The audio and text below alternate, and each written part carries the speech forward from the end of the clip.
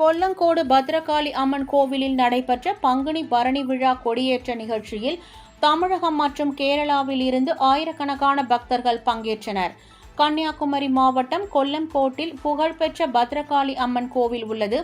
இந்த கோவிலில் ஆண்டுதோறும் நடைபெறும் பங்குனி பரணி விழா கோலாகலமாக துவங்கியது. முன்னதாக தேவி எழுந்தருளியிருக்கும் வட்டவிளை கோவிலில் இருந்து சிறப்பு பூஜைகள் செய்து அம்மன் விக்கிரகங்கள், மேள தாளங்கள், பச்சை வாத்தியங்கள் முழங்க முத்துக்குடை ஏந்தியபடி விழா நடைபெறும் வெங்கஞ்சி கோவிலை வந்தடைந்தது.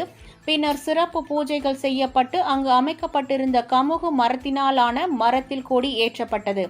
இந்த நிகழ்வில் தமிழகம் மற்றும் கேரளாவில் இருந்து ஆயிரக்கணக்கான பக்தர்கள் பங்கேற்றனர்.